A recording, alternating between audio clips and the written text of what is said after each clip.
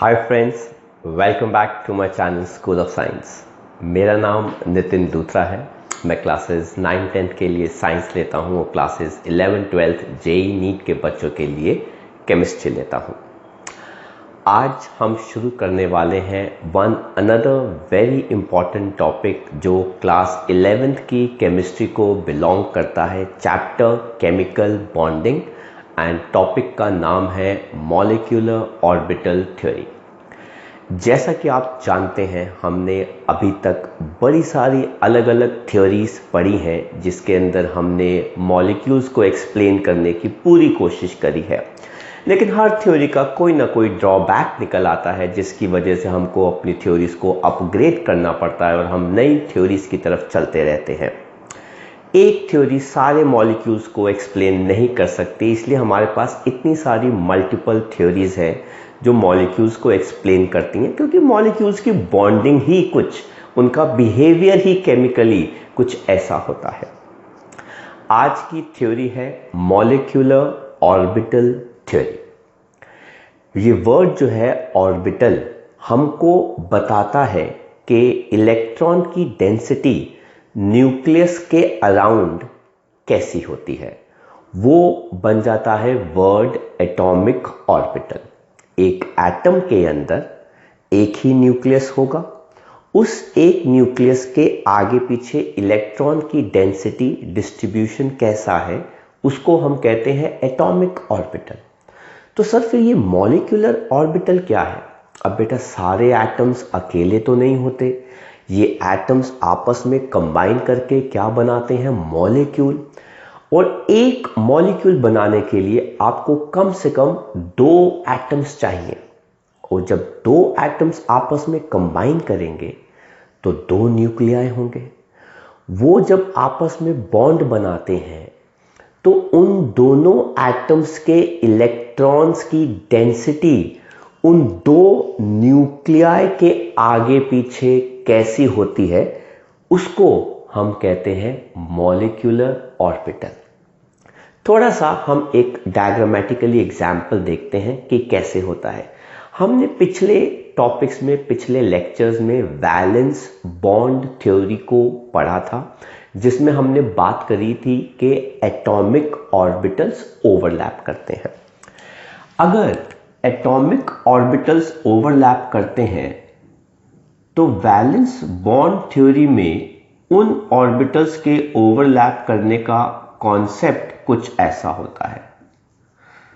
तो वीबीटी कहती है कि अगर एटॉमिक ऑर्बिटल ओवरलैप कर रहा है तो वो कुछ ऐसा आएगा, उनके अंदर ऑर्बिटल्स के कुछ पार्शियल ओवरलैपिंग है, कॉमन स्पेस बन जाता है जिसकी बिहाफ पे वो सिग्मा एंड पाई बॉन्ड बनाते हैं।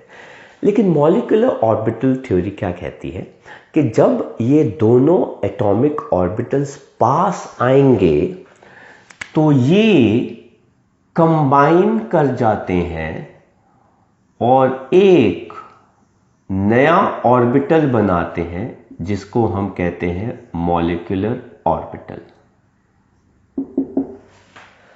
तो अब आप देख सकते हैं जो इलेक्ट्रॉन का डिस्ट्रीब्यूशन 2 न्यूक्लियाई के आसपास जो है वो कैसा हो गया। तो वो अब पूरा, उनका कहने का मतलब है पूरा ये जो स्पेस है वो मॉलिक्यूलर ऑर्बिटल हो गया। कंडीशन अप्लाई, ये दोनों एटम्स आपस में क्या कर लेंगे? बॉन्ड बना लेंगे। तो ये कॉन्सेप्ट है वीबीटी और एमओटी के बीच में जो डिफरेंस आता है। तो काइंड ऑफ यहां पे एक थोड़ी सी पोर्शन की ओवरलैपिंग होती है, पर मॉलिक्यूलर ऑर्बिटल कहते हैं कि ये पूरा का पूरा ही अब क्या बन गया? ऑर्बिटल बन गया उन इलेक्ट्रॉन्स के मूव करने के लिए।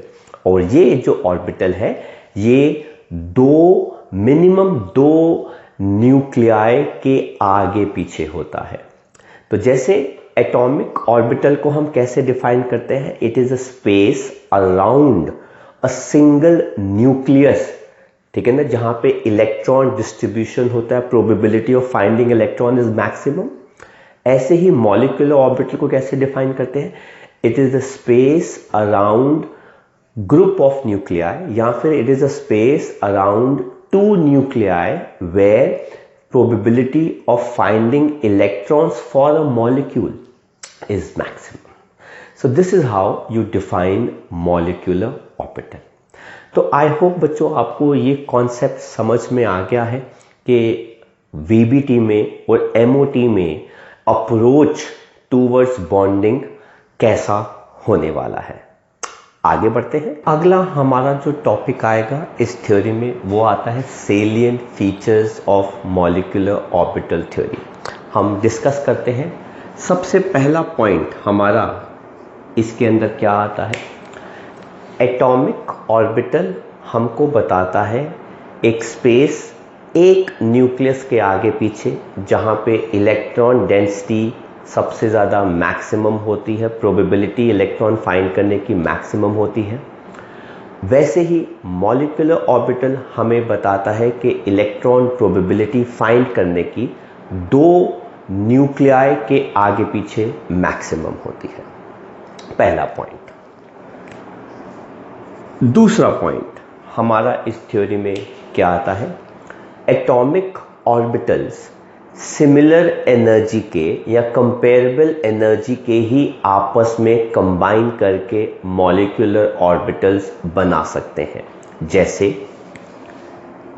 1s 1s के साथ कंबाइन कर सकता है, 2s 2s के साथ कंबाइन कर सकता है, 2p 2p के साथ कंबाइन कर सकता है। तो पहले एटम का 1s ऑर्बिटल दूसरे एटम का 1s ऑर्बिटल आपस में कंबाइन कर सकते हैं। पहले एटम का 2s ऑर्बिटल दूसरे एटम का 2s ऑर्बिटल आपस में कंबाइन करके मॉलिक्यूलर ऑर्बिटल बना सकते हैं। पहले एटम का 2p ऑर्बिटल दूसरे एटम का 2p ऑर्बिटल आपस में कंबाइन करके मॉलिक्यूलर ऑर्बिटल बना सकते हैं। ऐसे ही हमारे पास थर्ड जो कॉम्बिनेशन आता है, थर्ड जो पॉइंट आता है, वो कहते हैं कि s ऑर्बिटल के साथ ही कंबाइन कर सकता है या फिर s ऑर्बिटल pz ऑर्बिटल के साथ ही कंबाइन कर सकता है, क्योंकि हम z को इंटर न्यूक्लियस एक्सिस मानते हैं। क्यों? Because z axis is considered as inter nucleus axis, but s orbital px के साथ या फिर s ऑर्बिटल py के साथ कंबाइन नहीं कर सकता। ये कॉम्बिनेशन नहीं हो सकता। ये हो सकता है, ये हो सकता है, ठीक है। और pz ऑर्बिटल भी pz के साथ कंबाइन कर सकता है, ठीक है, बट pz ऑर्बिटल px या फिर py के साथ कंबाइन नहीं कर सकता। तो ये कॉम्बिनेशंस जो है ऑर्बिटल्स के हो सकते हैं, पर ये वाले कॉम्बिनेशंस ऑर्बिटल्स के नहीं हो सकते, क्योंकि हम z एक्सिस को मेन इंटर न्यूक्लियस एक्सिस जो है वो मानते हैं। नेक्स्ट हम पॉइंट देखते हैं। इसके अंदर हमारा आता है फोर्थ पॉइंट, जितने एटॉमिक ऑर्बिटल्स कंबाइन करेंगे उतने ही हमें मॉलिक्यूलर ऑर्बिटल्स मिलेंगे। इनिशियली हम दो एटॉमिक ऑर्बिटल्स कंबाइन करते हैं जिनसे हमें दो मॉलिक्यूलर ऑर्बिटल्स मिलते हैं। तो हम लिख सकते हैं 2 atomic orbitals combine to give 2 molecular orbitals. और ये जो दो मॉलिक्यूलर ऑर्बिटल्स आएंगे, इसमें से एक को हम कहते हैं बॉन्डिंग मॉलिक्यूलर ऑर्बिटल, जिसकी एनर्जी कम होती है, इसलिए वो ज़्यादा स्टेबल होता है, और इनके नाम के आगे हम सिग्मा, पाई या डेल्टा का साइन लगाते हैं। और जो दूसरा आता है वो आता है anti bonding molecular orbital.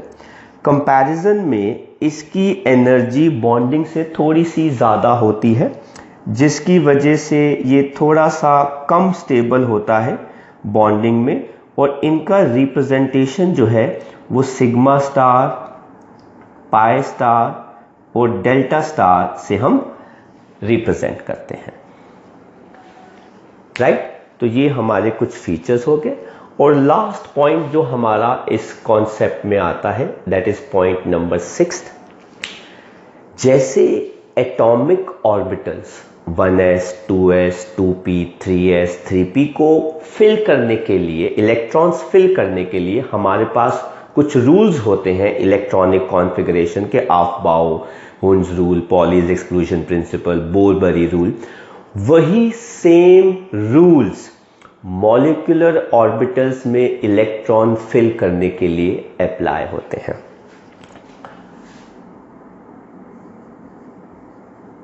Same rules of filling electrons in molecular orbital are applied as in case of atomic orbitals, right? तो वही रूल्स हमारे जो हैं वो अप्लाई होते हैं। तो इसके अंदर हमारे सारे सेलिएंट फीचर्स जो हैं मॉलिक्यूलर ऑर्बिटल थ्योरी के आ गए, और इसके अंदर हमने सारे पोस्टुलेट्स को भी रिप्रेजेंट कर दिया। कुछ इंपॉर्टेंट पॉइंट्स हैं जो हमें मॉलिक्यूलर ऑर्बिटल थ्योरी बनाने में या मॉलिक्यूलर ऑर्बिटल बनाने में कंडीशंस हैं जो हमें याद रखनी चाहिए होती हैं, उनके बारे में अब हम पढ़ते हैं। और उसके बाद हम पढ़ेंगे कि ये बॉन्डिंग और एंटी बॉन्डिंग मॉलिक्यूलर ऑर्बिटल कैसे बनते हैं। तो हम बात करते हैं important conditions for combination of atomic orbitals, ताकि वो molecular orbital बना सके। सबसे पहली जो important condition आती है atomic orbitals को combine करने की, वो क्या है कि combining atomic orbitals की energy जो है वो comparable होनी चाहिए, similar होनी चाहिए। जिन orbitals को, जिन atomic orbitals को आप combine करने वाले हैं, उनकी energies जो है वो क्या होनी चाहिए, कंपेरेबल होनी चाहिए। जिसका मतलब क्या हो गया कि 1s के साथ कंबाइन कर सकता है, दूसरे पहले एटम का 2s दूसरे एटम के 2s के साथ कंबाइन कर सकता है, पहले एटम का 2p दूसरे एटम के 2p के साथ कंबाइन कर सकता है। तो इस केस में ऑर्बिटल्स की एनर्जी जो है वो क्या हो जाती है, कंपेरेबल हो जाती है। तो जिस एटम के आप ऑर्बिटल्स को कंबाइन करा रहे हैं, ये स्पेसिफिकली उन मॉलिक्यूल्स के लिए होता है जो होमो न्यूक्लियर होते हैं, मतलब सेम एटम के बने होते हैं, जैसे H2 O2 N2, क्योंकि इनके अंदर, इन मॉलिक्यूल्स के अंदर एटम्स जो हैं वो क्या हैं, सेम होते हैं, राइट। हम हमारे कोर्स में अज्यूम करके चल रहे हैं कि हमारे पास जो भी मॉलिक्यूल आएंगे वो होमो न्यूक्लियर होंगे, उनके अंदर एटम्स जो है वो क्या होंगे, सेम होंगे। हालांकि हेट्रो न्यूक्लियर मतलब अलग अलग एटम्स वाले मॉलिक्यूल्स के अंदर थोड़े बहुत वेरिएशंस आते हैं, राइट, पर वो हम अभी उनकी बात नहीं कर रहे हैं। तो सिमिलर या कंपेरेबल एनर्जी वाले एटॉमिक ऑर्बिटल्स ही आपस में क्या करेंगे, कंबाइन करेंगे। नेक्स्ट जो हमारा पॉइंट आता है वो कहते हैं कि जो भी एटॉमिक ऑर्बिटल्स कंबाइन कर रहे हैं उनकी सिमेट्री या ओरिएंटेशन सेम होनी चाहिए या सिमिलर होनी चाहिए। सिंस हम z एक्सिस को इंटर न्यूक्लियस एक्सिस मान के चलते हैं, इस वजह से हमने देखा है कि s ऑर्बिटल s के साथ एंड s ऑर्बिटल pz के साथ कंबाइन कर सकता है,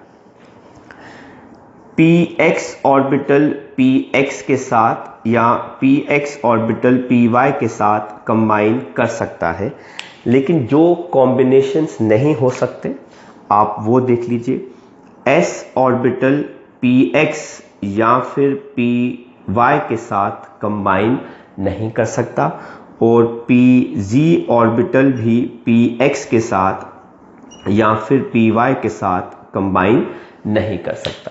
अदरवाइज ये कॉम्बिनेशंस जो है वो पॉसिबल है। इनफैक्ट pz ऑर्बिटल जो है वो भी Pg के साथ दूसरे एटम के साथ कंबाइन कर सकता है। तो ये सारे एटॉमिक ऑर्बिटल्स के कॉम्बिनेशन पॉसिबल है, ब्लू वाले। रेड वाले कॉम्बिनेशन जो है वो पॉसिबल नहीं है। हम कंडीशन क्या रख रहे हैं कि हमारे पास जो मॉलिक्यूल है वो होमो न्यूक्लियर है, वो एक जैसे एटम का बना हुआ है। और जो थर्ड हमारी इंपॉर्टेंट कंडीशन इसके अंदर आती है वो आती है कि एक्सटेंट जो भी ऑर्बिटल्स का हो रहा है उनका ओवरलैपिंग का वो ज़्यादा होना चाहिए, क्योंकि ऑर्बिटल जितना ज़्यादा ओवरलैप करेगा उतना ही स्ट्रॉन्गर बॉन्ड वो बनाता है, राइट। सो हम इन तीन मेन कंडीशंस को ध्यान में रखते हैं during combination of atomic orbitals, ताकि वो क्या बनाए, मॉलिक्यूलर ऑर्बिटल्स बनाते हैं। अब हम आगे बात करते हैं एक नई चीज की, इसके साथ हम ऐड ऑन कर रहे हैं। हम बात कर रहे हैं नया concept, linear combination of atomic orbitals, जिसको हम कहते हैं लकाउ।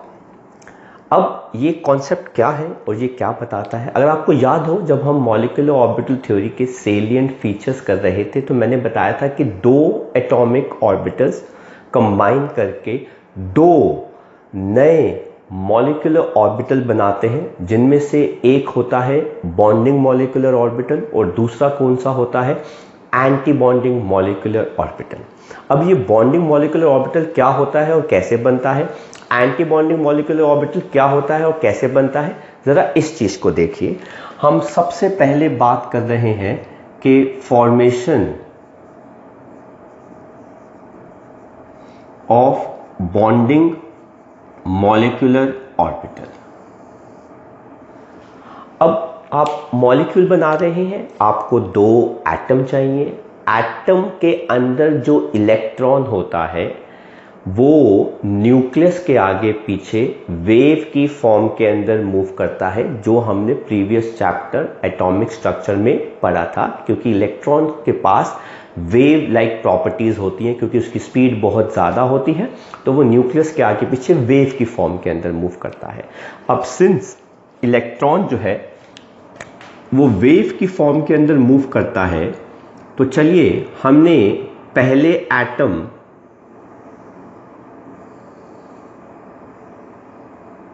का वेव नेचर ले लिया। दिस इज एटम 1 और इसको हमने क्या नाम दे दिया,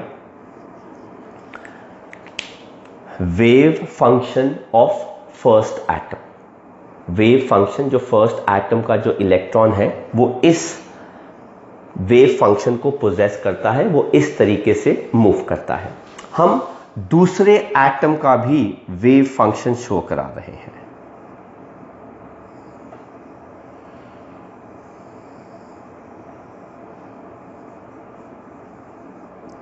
ये हो गया एटम 2, ये हो गया उसका वेव फंक्शन।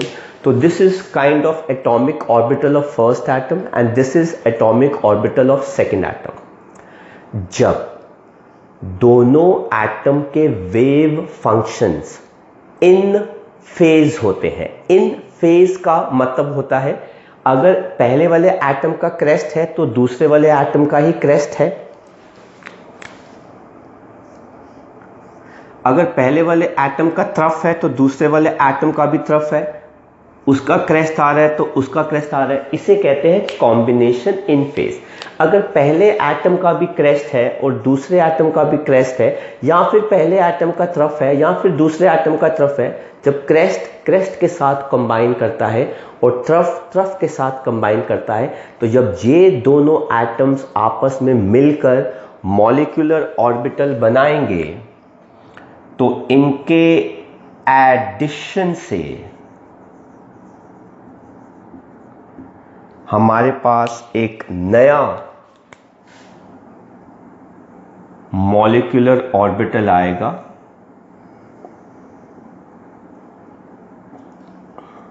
जिसका एम्पलीट्यूड इन दोनों के ऐड करने से बनता है। इसको हम लिखते हैं एज फाई, क्योंकि ये हो गया हमारा मॉलिक्यूलर ऑर्बिटल का रिप्रेजेंटेशन। ये कैसे बना है, पहले एटम के वेव फंक्शन और दूसरे एटम के वेव फंक्शन को कंबाइन करके, बिकॉज इसको हम कहते हैं कंस्ट्रक्टिव इंटरफेरेंस, दैट इज हम कहते हैं जो मिले हैं वो इन फेज है। इन फेज का मतलब होता है क्रेस्ट विल मीट क्रेस्ट या फिर तरफ मीट्स तरफ। इसको हम कहते हैं कंस्ट्रक्टिव इंटरफेरेंस। और इससे जो हमारे पास ऑर्बिटल, मॉलिक्यूलर ऑर्बिटल आता है, उसको हम क्या कहते हैं, बॉन्डिंग मॉलिक्यूलर ऑर्बिटल। अगर आप फाइनली चाहो तो आप बॉन्डिंग मॉलिक्यूलर ऑर्बिटल के वेव फंक्शन को हम ऐसे भी लिख सकते हैं।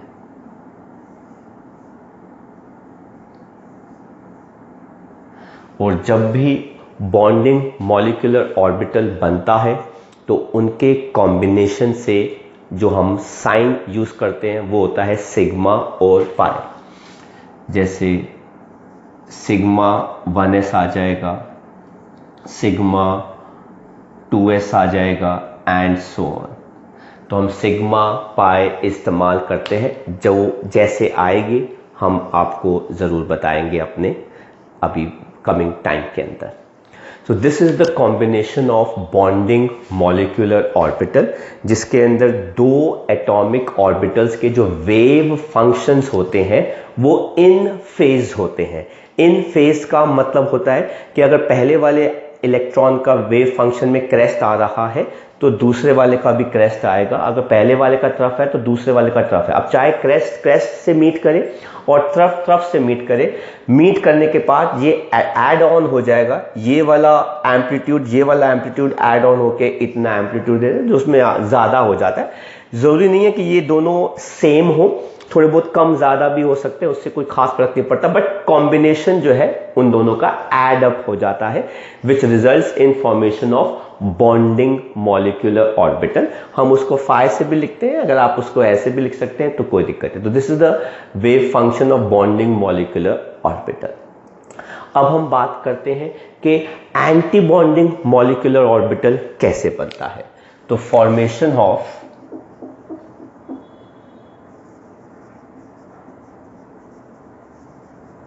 एंटी बॉन्डिंग मॉलिक्यूलर ऑर्बिटल, तो इसके अंदर हमारा पहला एटम का वेव फंक्शन आ गया, क्रेस्ट और तरफ क्रेस्ट आ रहा है। थोड़े से चेंजेस हमको दूसरे एटम के लिए करने पड़ेंगे। यहाँ पर जो दूसरा एटम आएगा उसमें थोड़े से चेंजेस है कि इस बार ये आ गया हमारा दूसरा एटम। अब यहाँ पे क्या हो रहा है, पहले एटम का अगर क्रेस्ट आता है तो दूसरे एटम का तरफ आ रहा है, तो दैट मीन्स ये दोनों एटम सेम फेज के अंदर नहीं है। इसका मतलब है कि ये जो है वो कहाँ पे है, आउट ऑफ फेज। अगर ये दोनों आउट ऑफ फेज है तो जब इनको हम ऐड करेंगे तो एडिशन नहीं होगा, इनफैक्ट क्या हो जाएगा, सब्ट्रैक्शन हो जाएगा।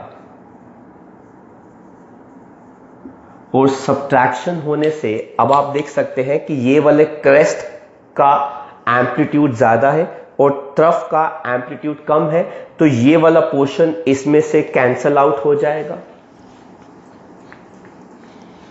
अगर ये वाला पोर्शन इसमें से कैंसल आउट हो गया तो हमारे पास जो नेट आएगा